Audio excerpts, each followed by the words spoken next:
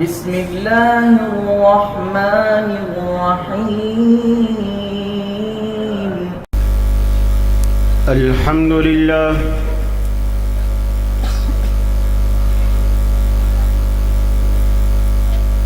الحمد لله حمدا كثيرا كما أمر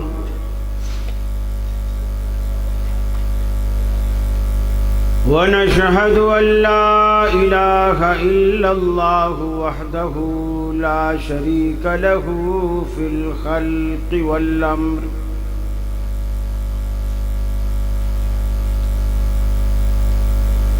ونشهد أن سيدنا وسندنا محمدا عبده ورسوله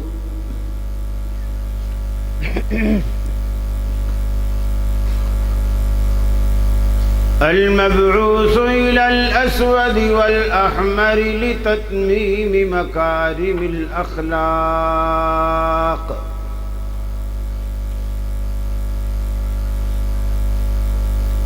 لا يخلق نبي ولا رسول بعده ولا أمة بعد أمته ولا شريعة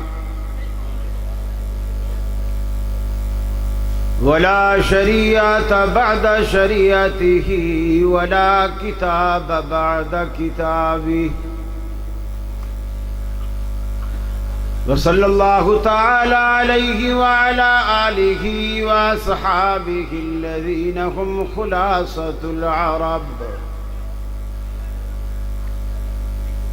الذين هم مفاتيح الرحمة ومصابيح الغرل. أعوذ بالله من الشيطان الرجيم. بسم الله الرحمن الرحيم.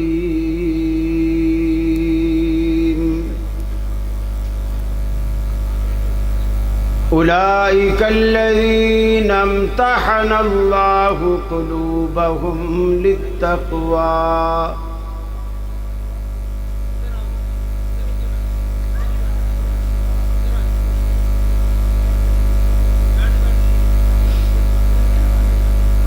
یہ مقصد ہے کہ دنیا سے جہالت دور ہو جائے، کلام اللہ سے مومن کا دل پر نور ہو جائے۔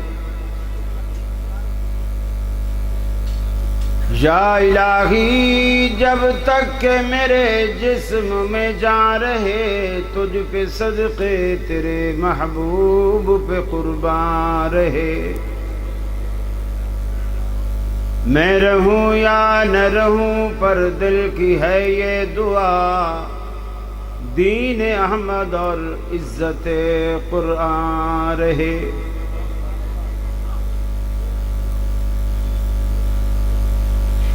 واجب الاحترام صدر مجلس محترم سید سبطین شاہ صاحب نقوی حفظہ اللہ، دیگر علماء، میری جماعت کے خطباء، طلباء، اساتذہ اور میرے اہل توحید بھائیوں،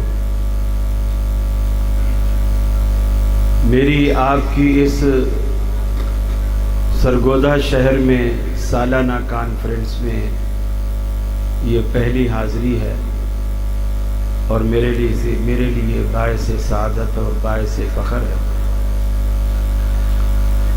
تا حد نگاہ آپ کا یہ پروقار مجمع اس بات کی گواہی دیتا ہے کہ اہل حدیث نہ کم تھے اور نہ کم ہیں۔ جسے یقین نہیں آتا وہ آ کے دیکھ لے۔ یہ آج اہل توحید کا اجتماع ہے الحمدللہ۔ مجھے اس سے یہ بھی اندازہ ہو رہا ہے کہ حضرت سبطین شاہ صاحب حافظہ اللہ کی محنتیں بھی نظر آ رہی ہیں اور آپ لوگوں کی دین سے وابستگی اور محبت بھی نظر آ رہی ہے۔ آج کا موضوع عظمت صحابہ ہے۔ ظاہر بات ہے ہم لوگوں نے نبی کریم صلی اللہ علیہ وسلم کا زمانہ نہیں پایا، اور ان لوگوں نے نبی مکرم کا زمانہ پایا۔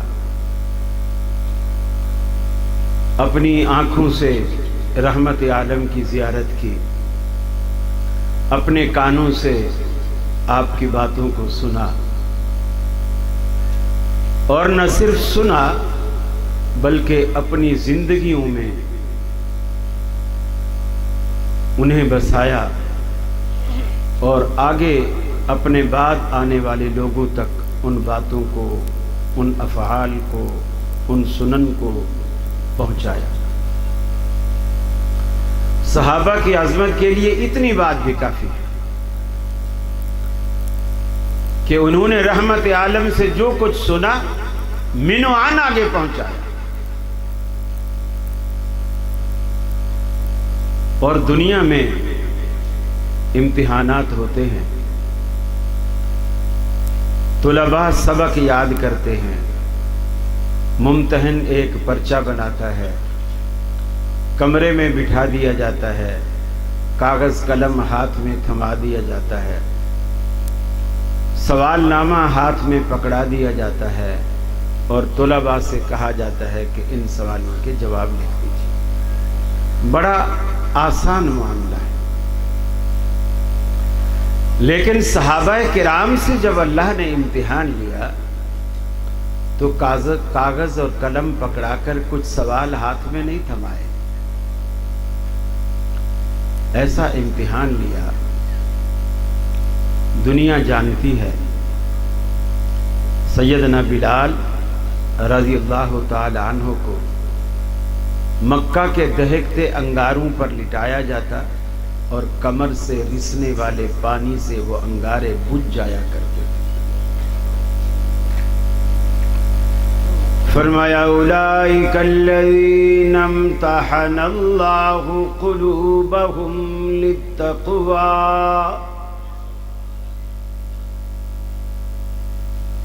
اللہ رب العالمین نے صحابہ کرام کے دلوں کا امتحان لیا۔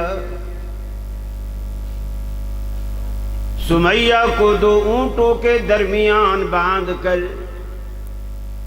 ایک ہاتھ ایک بازو ایک اونٹ کے ساتھ، دوسرا ہاتھ دوسرا بازو دوسرے اونٹ کے ساتھ، ان دونوں اونٹوں کو مخالف سمت میں دوڑا کر جسم کے 2 لخت کر دیے، 2 ٹکڑے کر دیا جسم کو۔ امتحن اللہ قلوبہم للتقوی، اللہ رب العالمین نے امتحان لیا۔ سیدنا خبیب رضی اللہ تعالی عنہ کو سولی پر چڑھایا۔ اللہ رب العالمین نے صحابہ کرام کا کس طرح امتحان لیا، ایک ایک اللہ اکبر لفظ کہنے کی صحابہ کرام کو قیمت ادا کرنی پڑتی۔ ارے مجھے اور آپ کو تو پکی پکائی کھیر مل گئی، ہم نے اسلام کو کمایا نہیں، موروثی دین ہمیں مل گیا۔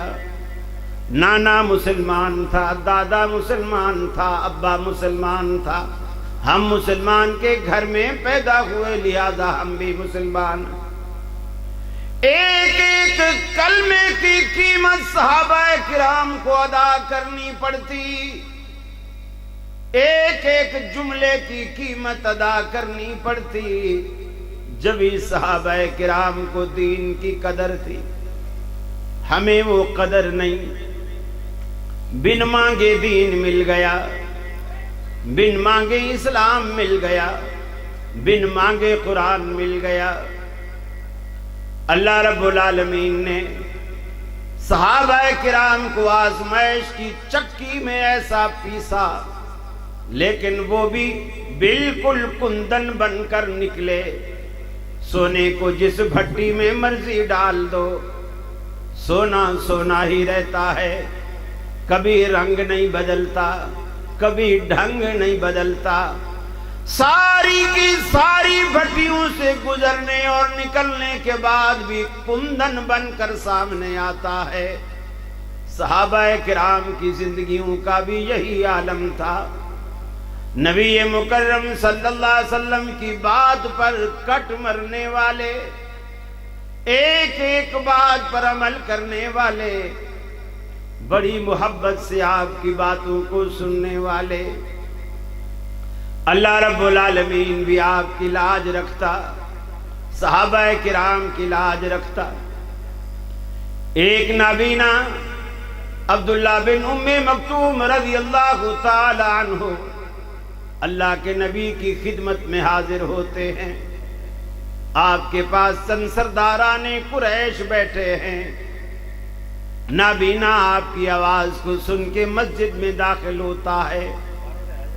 اللہ کے حبیب نے سوچا یہ تو مسلمان ہے، یہ تو اپنا ہے، اگر سرداران قریش اس کی وجہ سے اٹھ کر چلے گئے تو میری محنت ضائع ہوگی۔ کہا عبداللہ کچھ دیر رک جاؤ، کچھ دیر ٹھہر جاؤ، ابھی تم اس محفل میں نہیں بیٹھو، چلے گئے۔ اللہ رب العالمین نے جبریل امین کو بھیجا، اے جبریل میرے پیغمبر کو، میرے حبیب کو جا کر کے بتلا دو، عبس وتولی ان جاءہ الاعمی وما يدريك لعله يزكى۔ اے حبیب آپ نے ماتھے پر بل ڈال لیے، تیوری چڑھا لی، اس لیے کہ آپ کی مجلس میں ایک نابینا آیا ہے۔ آپ کو کیا معلوم وہ کس جذبے، کس محبت اور کس چاہت سے آیا ہے۔ یہ عدلی بد نصیب تو آپ کا وقت برباد کرنے کے لیے آ کر کے بیٹھتے ہیں، وہ تو بڑی محبت سے آیا تھا، آپ نے کیوں منہ پھیرا؟ صحابہ بیان کرتے ہیں کہ اس کے بعد ہم نے دیکھا رحمت عالم کی جناب میں جب بھی عبداللہ بن ام مکتوم حاضر ہوتے، آپ اپنے کندھے سے چادر اتارتے، زمین پہ بچھاتے اور فرماتے عبداللہ یہاں بیٹھو، اللہ رب العالمین نے مجھے تیری تعظیم کرنے کا حکم دیا۔ اللہ رب العالمین صحابہ کرام کی تعظیم رب العالمین بھی کرتا ہے ان کے ایمان کی وجہ سے، ان کے تقوی کی وجہ سے۔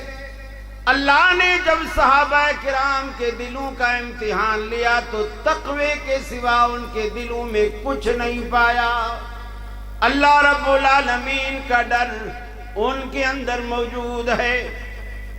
ہر ایک صحابی ایک سے بڑھ کر نیکیوں کے جذبے دلوں میں سجائے، گناہوں سے بچنے کی رغبت دلوں میں رکھے ہوئے کہ ہم گناہ نہیں کریں گے، نیکیاں نہیں چھوڑیں گے، یہ جذبات دل میں لیے ساری کی ساری زندگی رحمت عالم کی خدمت میں کھپا دی۔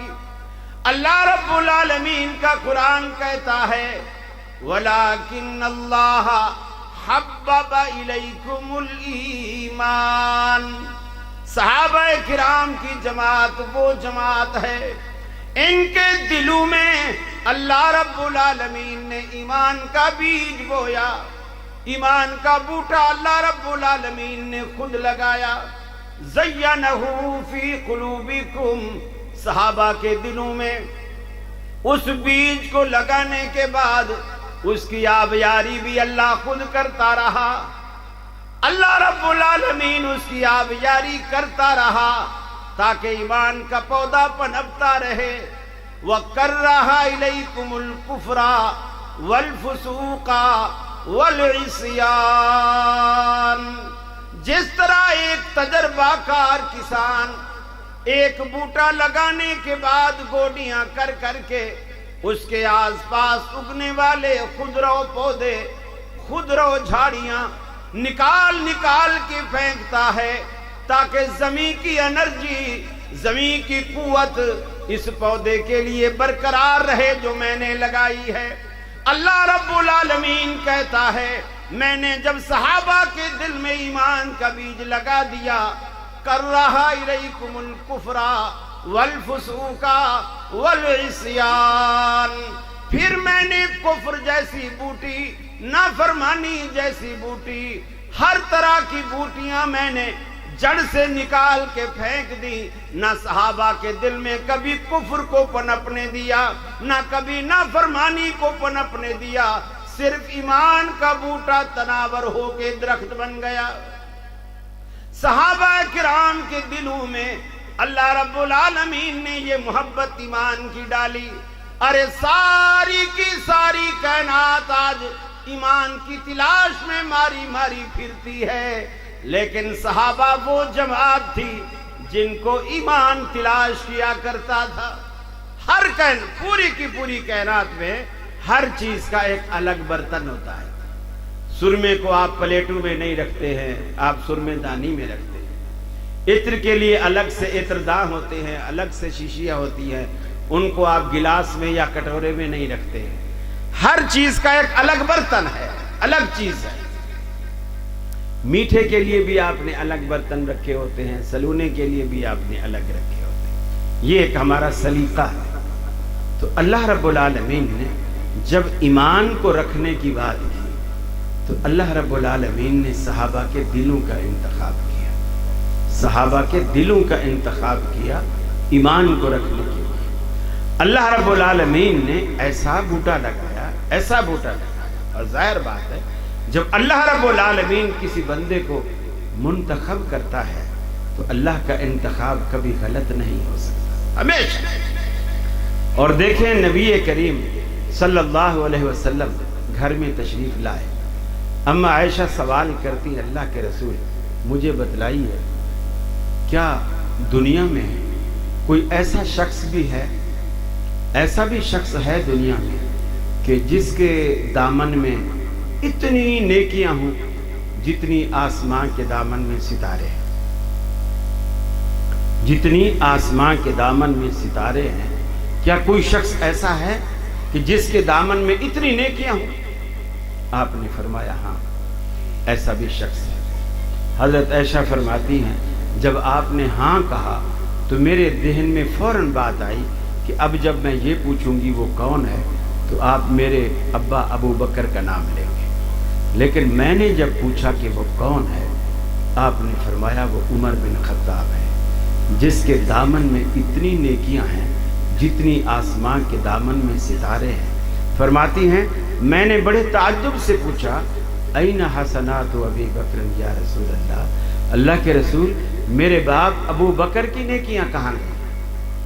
عمر کی اگر اتنی نیکیاں ہیں جتنی آسمان کے دامن میں ستارے ہیں تو اس کا مطلب ہے تو پھر میرے ابا کی نیکیاں تو رہی نا، کیونکہ حضرت عائشہ کی نظر میں یہ سب سے بڑا پیمانہ تھا۔ جب اتنا بڑا پیمانہ حضرت عمر کا ہے تو پھر ابو بکر کی نیکیاں تو اس کے مقابلے میں کچھ بھی نہیں۔ حیران ہو کر پوچھا اللہ کے سچے رسول میرے باپ ابو بکر کی نیکیاں کہاں ہیں؟ آپ نے فرمایا عائشہ تو بھی کمال کرتی ہے، پوچھتی ہے ابو بکر کی نیکیوں کا اور پیمانہ بناتی ہے آسمان کے ستاروں کو۔ عمر کی ساری زندگی کی نیکیاں جو آسمان کے ستاروں کے برابر ہیں، وہ ساری زندگی کی نیکیاں ابو بکر کی ایک رات کا مقابلہ بھی نہیں کر سکتی، ابو بکر کی ایک رات کا مقابلہ بھی نہیں کر سکتی۔ نبی مکرم صلی اللہ علیہ وسلم نے ایک موقع پہ فرمایا، آپ نے فرمایا میں نے خواب میں دیکھا کچھ لوگوں نے یہاں تک کرتا پہنا ہوا ہے، کچھ لوگوں نے یہاں تک، کچھ لوگوں نے پنڈلی تک، اور عمر نے اتنا لمبا کرتا پہنا ہوا ہے کہ وہ پورا زمین تک لٹکا ہوا ہے۔ صحابہ نے عرض کی یا رسول اللہ صلی اللہ علیہ وسلم آپ اس کی کیا تعبیر فرماتے ہیں؟ آپ نے ارشاد فرمایا یہ عمر کا علم ہے جس نے سر سے لے کر پاؤں تک عمر کو پورے کا پورا ڈھانپ رکھا ہے۔ ازواج مطہرات کہتی ہیں کہ بسا اوقات ایسا بھی ہوتا قرآن اترتا ہمارے گھر میں تھا لیکن اترتا عمر کی مرضی کے مطابق تھا۔ عمر کسی چیز کو پسند کر لیتے، اللہ کے حبیب کو مشورہ دیتے، اللہ رب العالمین کو وہ مشورہ پسند آتا، اللہ رب العالمین جبریل کو بھیج کر انہیں قرآن کی زینت بنا دیتا اور اس احکام کو حضرت عمر کی مرضی اور رائے کے مطابق اتار دیتا۔ نبی مکرم صلی اللہ علیہ وسلم نے صحابہ کرام کے بارے میں یہ بھی فرمایا، اللہ اللہ فی صحابی، میرے صحابہ کے بارے میں اللہ سے ڈرو، ان کے بارے میں بدگمانی نہ کرو۔ ان کے کتنے لوگ ہیں دنیا میں جو صحابہ کرام کے بارے میں بدگمانی اور بدزبانی سے کام لیتے ہیں، بدزبانی کرتے ہیں ان کے بارے میں۔ یہ ابھی تھوڑا ہی عرصہ گزرا ہے، ایک مخصوص ایام ہیں، مخصوص دن ہیں، محرم کی پہلی سے لے کر 10 تک وہ تبرے صحابہ کرام پر کیے جاتے ہیں۔ اللہ کی پناہ، خدا ان لوگوں کو غارت کرے۔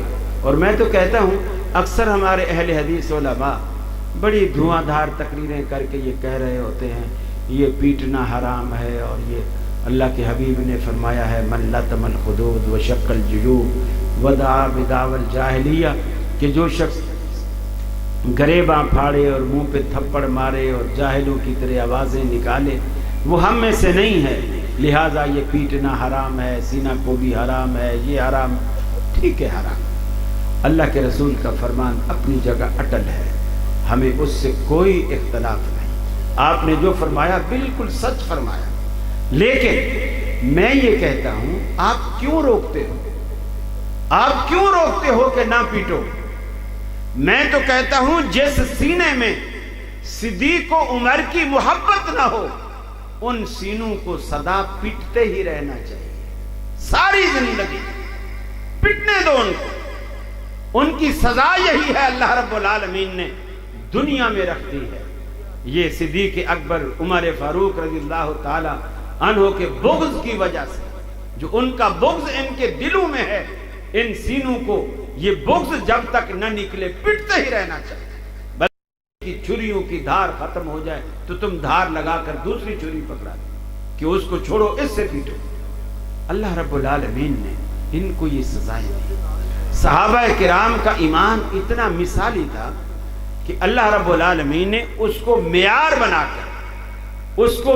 بنا کر اس دور کے یہود و نصارہ سے کہا، فرمایا فَإِنْ آمَنُوا بِمِثْلِ مَا آمَنْتُمْ بِهِ فَقَدْ اهْتَدَوْا، اگر یہ لوگ بھی ایسا ایمان لائے جیسے ابو بکر ایمان لائے، عمر فاروق ایمان لائے، عثمان غنی ایمان لائے، علی المرتضیٰ، طلحہ زبیر ایمان لائے، اگر یہ لوگ بھی ایسے ایمان لے آئے تو پھر یہ مومن ہیں، پھر یہ ایمان والے ہیں، پھر ہم کہیں گے کہ ہدایت پا گئے، یہ ہدایت یافتہ ہیں۔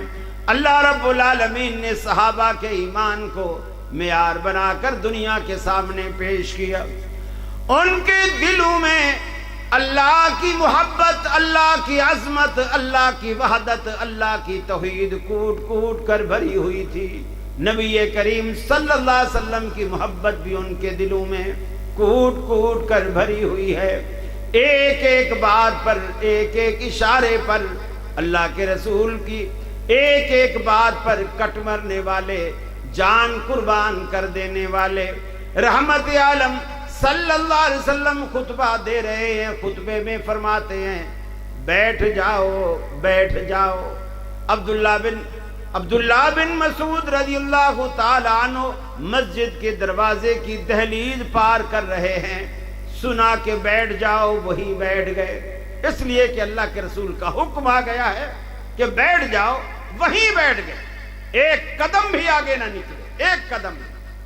اور صحابہ کرام کی جو سب سے بڑی خوبی تھی وہ یہ تھی کہ دین کی جو اساس ہیں دو باتیں، ایک اللہ کی توحید اور ایک رسول اکرم صلی اللہ علیہ وسلم کی سنت سے پیار، یہ دو باتیں صحابہ کرام کے اندر کوٹ کوٹ کر تھی۔ کوئی صحابی ایسا نہیں تھا جس کے دل میں तौहीद के बारे में कोई रैब हो, कोई शक हो, हरगिज़ पुख्ता ईमान अल्लाह रब्बुल आलमीन की ज़ात पर। बल्कि अगर किसी को देखते कि वो लोग तौहीद में शक कर रहे हैं, फौरन हजरत उमर की तलवार बेनियाम हो जाती। अल्लाह के रसूल इजाजत दे, मैं इस मुनाफिक की गर्दन उड़ा दूं, हर वक्त तैयार रहे। ये दो बातें सहाबा किराम के दिलों में कूट कूट कर भरी हुई थी। अल्लाह रब्बुल आलमीन ने हम सबको ये ऐसी जमात जो हमारे असलाफ हैं, ऐसी जमात दी है जो हमारे लिए मिसाल है, नमूना है। हम उनको देखकर, उनकी जिंदगियों को देखकर अपनी जिंदगियों को रसूल अकरम सल्लल्लाहु अलैहि वसल्लम की 23 साल दौर नबूवत की जिंदगी के कालिब में ढालने की हम कोशिश कर सकते हैं। और सहाबा किराम को अल्लाह ने ऐसी मिसाल बनाया कि तुम ये कहते हो कि नबी की सुन्नतों पे अमल नहीं हो सकता, सहाबा ने करके दिखाया हो सकता है। जो भी चीज है, तरावी का मसला है, रफुल यदैन का मसला है, आमीन का मसला है, जो चीज सहाबा किराम नबी रहमत को देखते थे। हजरत अब्दुल्ला बिन जुबैर मस्जिद नबवी में खड़े हैं, नमाज पढ़ाते हैं, इमामत फरमाते हैं। बुखारी शरीफ में आता है, अम्मा नब्नु जुबैर व मम बराहु व इन्ना लिल मस्जिद लज्जतुन, वो मस्जिद नबवी जिसकी छत खजूरों की है, जिसकी दीवारें कच्ची हैं। अब्दुल्ला बिन जुबैर ने नमाज पढ़ाई, उन्होंने भी आमीन कही और सहाबा किराम ने भी आमीन कही। और जब सबने आमीन कही तो फरमाया मस्जिद नबवी उनकी आमीन की आवाज से गूंज उठी। और अब ये लोग चिढ़ते हैं। ये अल्लाह तबारक व तआला के रसूल के वो जानिसार थे जो एक एक सुन्नत को उजागर करने वाले, एक एक सुन्नत को फैलाने वाले, घर घर पहुंचाने वाले, नबी रहमत की सुन्नतों को बयान करने वाले वाइल इब्न हुजर, मालिक बिन हुवैरिस, अब्दुल्ला बिन उमर रफुल यदैन को बयान करते हैं कि आप जब नमाज शुरू करते हैं, अल्लाह के रसूल इज़ा फ़तह सलात, जब आप नमाज को शुरू करते, वैज़ा कब्बर लिरुकू, और जब रुकू के लिए तकबीर कहते, वैज़ा रफ़ा रासहु मिनर रुकू, और जब रुकू के लिए सर उठाते, रफ़ाहुमा कज़ालिक, अपने हाथों को इसी तरह उठाते थे। बाज़ रिवायात में हज़्वा मनकिब है, बाज़ रिवायत में हफ़्ज़ा शहमत उज़न है, कानों की रूह के बराबर तक उठाते थे। अब ये सहाबा बयान करते हैं। फिर ये भी कहा कि तीसरी मर्तबा इज़ा काम मिन रकातैन रफ़ा यदैहि, जब आप 2 रकतों के बाद खड़े होते तीसरी रकत के लिए, जब भी आप ऐसा करते। सहाबा किराम नबी की पूरी जिंदगी को महफूज किए हुए, एक एक अदा महफूज किए हुए हैं कि आप नमाज कैसे शुरू करते, हाथ कैसे बांधते। वज़ा यदहुल युमना अला यदिहिल युसरा अला सदरिही, आप दायां हाथ बाएं के ऊपर रखते, फिर दोनों को पकड़कर आप सीने पर रखते। और वैसे भी देखा जाए, किसी की मोहब्बत और याद का मरकज, सरगोदा वालों दयानतदारी से बताओ, दिल होता है या पेट होता है? जरा बोले।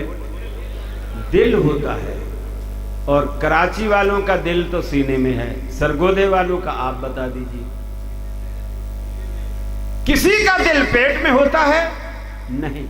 और अल्लाह को पेट थाम कर याद करने से दिल थाम कर याद करना बेहतर है। दिल थाम कर अल्लाह रब्बुल आलमीन को याद किया जाना चाहिए। पेट थाम कर तो सभी याद करते हैं। हम दफ्तर जाते हैं, ऑफिस जाते हैं, फैक्ट्री जाते हैं, खेत में जाते हैं, जमीन में जाते हैं, जहां भी जाते हैं पेट के लिए जाते हैं। अब मस्जिद में आया है 10 मिनट, 12 मिनट, 15 मिनट, 20 मिनट के लिए, अब तो पेट को छोड़ दे, वही सबके पेट भरने वाला है, इंशाअल्लाह आपके भी पेट भरेगा। तो सहाबा किराम ने नबी मुकर्रम की एक एक सुन्नत को जिंदा रखा, एक एक सुन्नत को। ये सहाबा किराम की अजमत है, किसी चीज को मामूली नहीं जाना।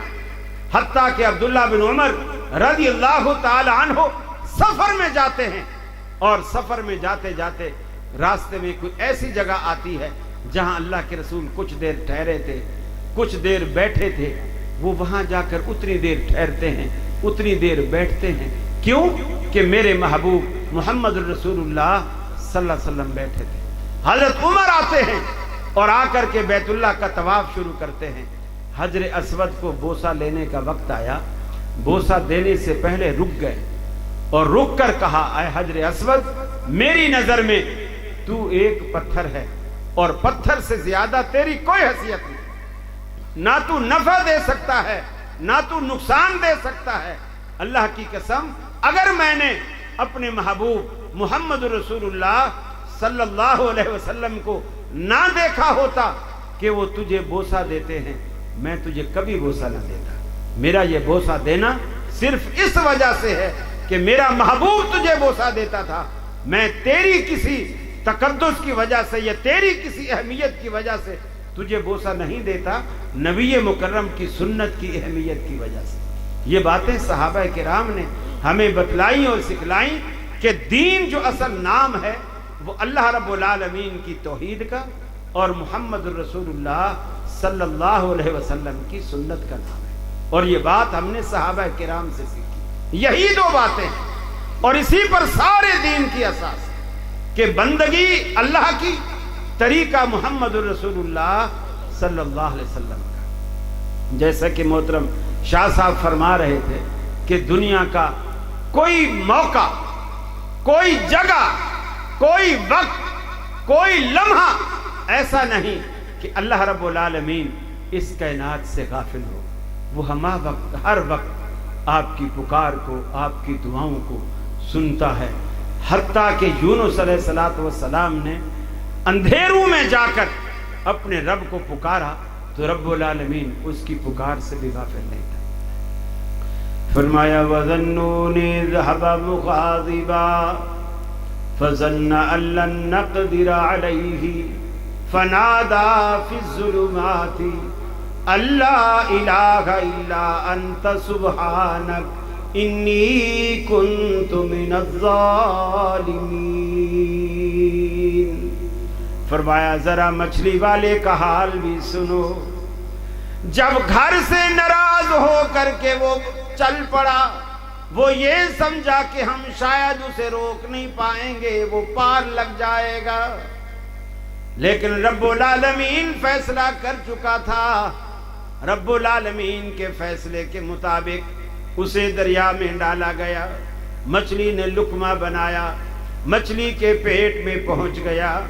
قرآن کہتا ہے فَنَادَىٰ فِي الظُّلُمَاتِ، یونس علیہ السلام نے اپنے رب کو اندھیرے میں نہیں اندھیروں میں پکارا۔ فَنَادَىٰ فِي الظُّلُمَاتِ، سیدنا یونس علیہ السلام نے رب العالمین کو اندھیروں میں پکارا۔ رات کی تاریکی کا اندھیرا، سمندر کی گہرائی کا اندھیرا، شکم ماہی کا اندھیرا، ان تینوں اندھیروں میں یونس کے لبوں پر کس کا نام آیا؟ سرگودا والو، کس کا نام آیا؟ اللہ کا، یا اللہ بھی اللہ ہی اللہ رب العالمین کا نام آیا؟ ذرا اونچی آواز سے کہیے تاکہ سرگودا کے عقیدے کے پرانے بیماروں کو شفائے کاملہ و عاجلہ نصیب ہو جائے۔ کس کا نام آیا؟ اللہ کا قرآن کہتا ہے لولا انہو کان من المسبحین، اگر یونس کے لبوں پر ہمارا نام نہ آتا، لولا انہو کان من المسبحین، اگر یونس کے لبوں پر ہمارا نام نہ آتا، یونس ہمیں اس مشکل میں نہ پکارتا، لَلَبِثَ فِي بَطْنِهِ إِلَىٰ يَوْمِ يُبْعَثُونَ، قیامت تک یونس کو مچھلی کے پیٹ میں رکھتے، ہمارے سوا کوئی اس کی دستگیری نہ کر سکتا۔ یہ رب العالمین، پیغمبر بھی اس کے آگے عاجز ہیں، ساری کی ساری کائنات رب العالمین کے آگے عاجز ہے۔ رب العالمین وہ قدرتوں کا مالک ہے۔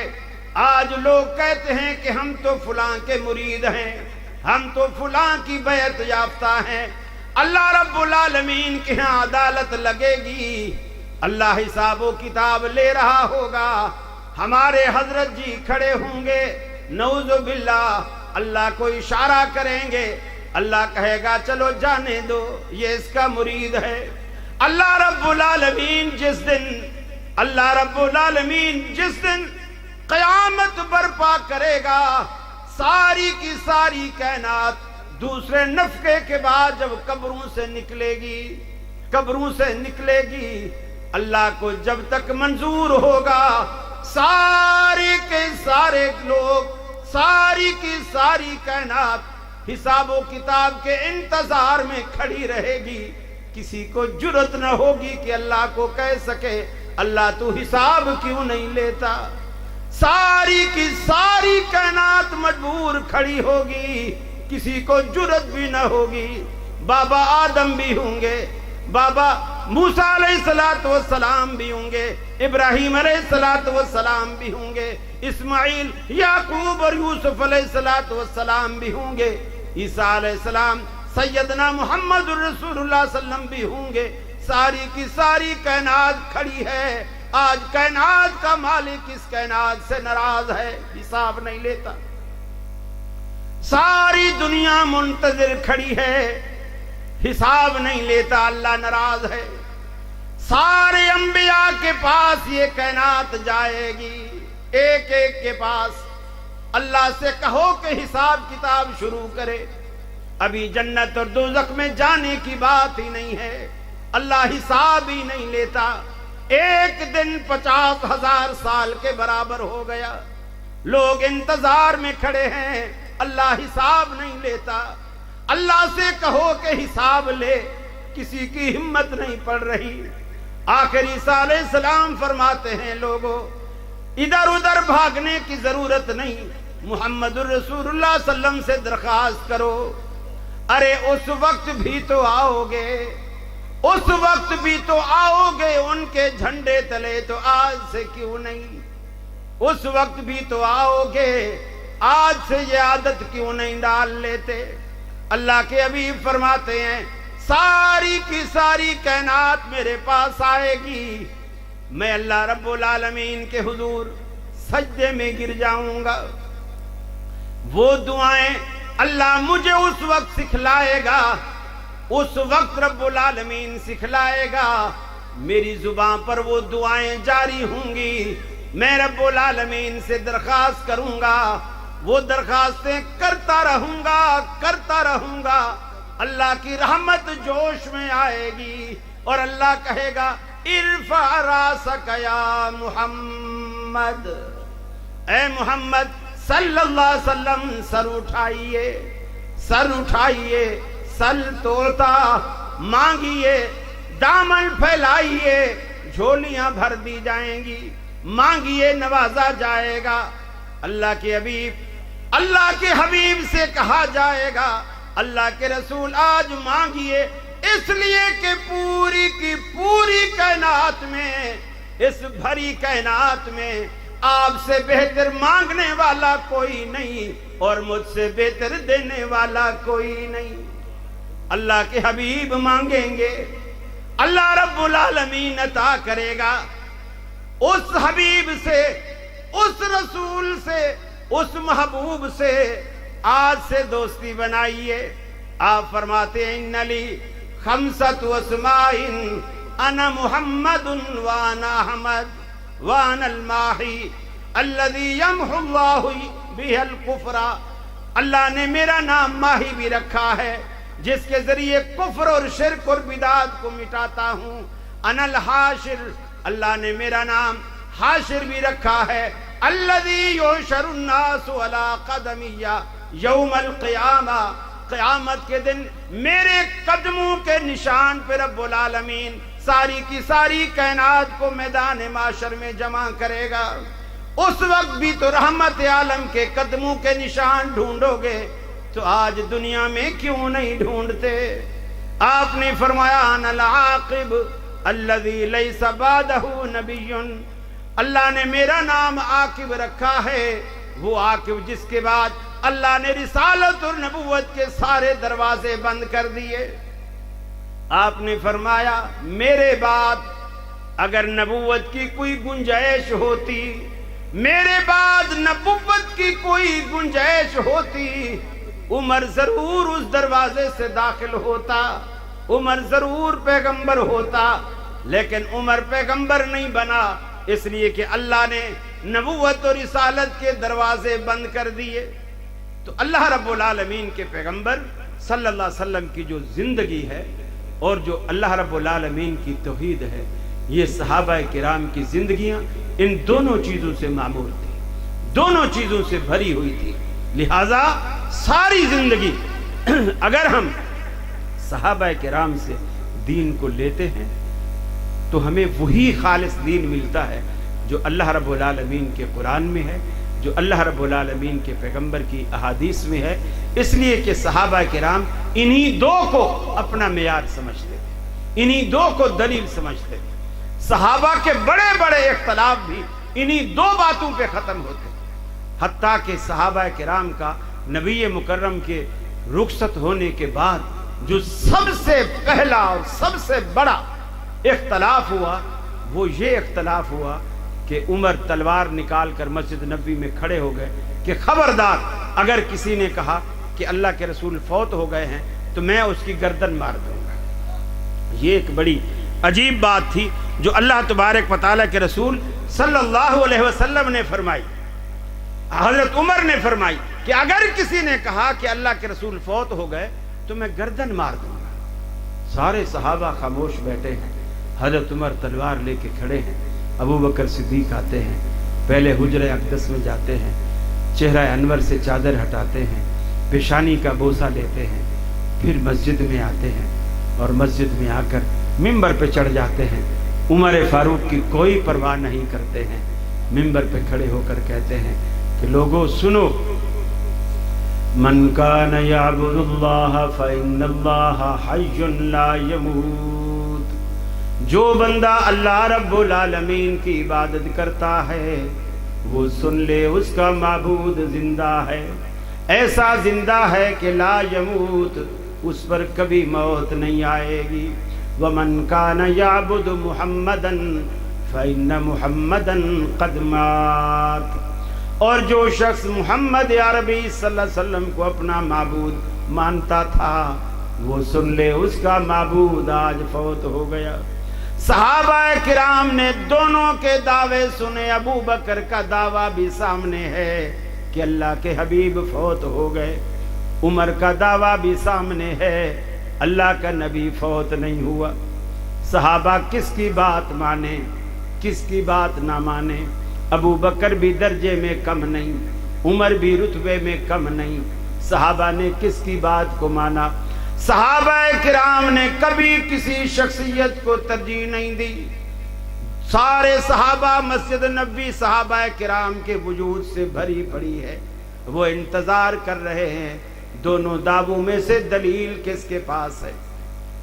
صدیق اکبر نے قرآن پڑھنا شروع کیا، وما محمد الا رسول قد خلت من قبله الرسل افإن مات او قتل انقلبتم على اعقابكم۔ محمد عربی صلی اللہ علیہ وسلم بھی ایک رسول ہیں، جس طرح آپ سے پہلے رسول آئے وہ بھی آئے اور چلے گئے، اللہ کے رسول بھی چلے جائیں، فوت ہو جائیں یا قتل ہو جائیں، کیا تم دین سے ہٹ جاؤ گے؟ پھر فرمایا انک میت و انہم میتون، اللہ کا قرآن کہتا ہے حبیب آپ بھی مرنے والے ہیں، اور یہ جو بے ایمان بدبخت دن رات آپ کی موت کی دعائیں کرتے ہیں یہ بھی مرنے والے ہیں۔ افإن مت فهم الخالدون، اگر آپ فوت ہو جائیں تو یہ کب تک رہیں گے؟ یہ بھی تو مر جانے والے ہیں۔ یہ دلائل کے انبار لگائے تو صحابہ کہتے ہیں کہ ہمیں بات سمجھ میں آ گئی۔ حضرت عمر کی بے نیام تلوار بھی نیام میں چلی گئی، ان کو بھی مسئلہ سمجھ آ گیا۔ صحابہ کرام نے اختلاف مٹانے کا ہمیں سلیقہ سکھایا، جب بھی تمہارے اندر اختلاف ہو یا اسے اللہ کے قرآن پہ پیش کرو یا نبی کے فرمان پہ پیش کرو۔ نعرہ تکبیر، شان مصطفیٰ، عظمت مصطفیٰ، مسلک حق، مسلک اہل حدیث، اہل حدیث کے دو اصول، عظمت صحابہ۔ فَإِن تَنَازَعْتُمْ فِي شَيْءٍ فَرُدُّوهُ إِلَى اللَّهِ وَالرَّسُولِ، جب بھی تمہارا کسی مسئلے میں تنازع ہو جائے، اختلاف ہو جائے، فوراً اس کو اللہ اور اس کے رسول پہ پیش کرو۔ ایک مثال دے کر کے بات کو ختم کروں گا۔ رحمت عالم کے دنیا سے رخصت ہونے کے بعد جو دوسرا بڑا اختلاف ہوتا ہے، خلیفہ کون بنے گا، خلیفہ کون بنے گا، کسے خلیفہ بنایا جائے۔ بعض کہتے ہیں مہاجروں کو خلیفہ بنایا جائے، بعض کہتے ہیں انصار میں سے خلیفہ بنایا جائے، لیکن صحابہ کرام کے اس اختلاف میں تیسرا گروہ پیدا ہوا کہ میاں ایک خلیفہ مہاجر ایک خلیفہ انصاری بنا لو، مسلمانوں کو ہمیشہ کے لیے دو لخت کر دو۔ لیکن صحابہ کرام کو اللہ کے رسول کی حدیث یاد آئی، آپ نے فرمایا تھا لَأِمَّةٌ مِّنَ الْقُرَيْشِ، خلافت ہمیشہ قریش کے پاس رہے گی، امامت قریشیوں کا حق ہے۔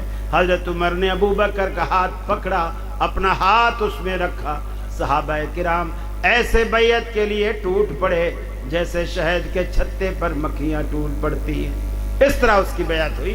تو گویا صحابہ کرام نے بتا دیا کہ اختلاف جب بھی ہوگا اس کو مٹانے کا یہی طریقہ ہے، یا تو قرآن سے اس کا حل ہوگا یا نبی کریم کی زندگی سے اس کا حل ہوگا۔ اور آج یہی ہماری دعوت ہے، یہی ہمارا مقصد ہے، یہی ہمارا دستور ہے، ہماری کانفرنسوں کا، جلسوں کا یہی اصل مقصود ہے کہ لوگوں اپنے اختلافات مٹاؤ قرآن اور سنت کے ذریعے۔ وآخر دعوانا ان الحمدللہ رب العالمین۔ السلام علیکم۔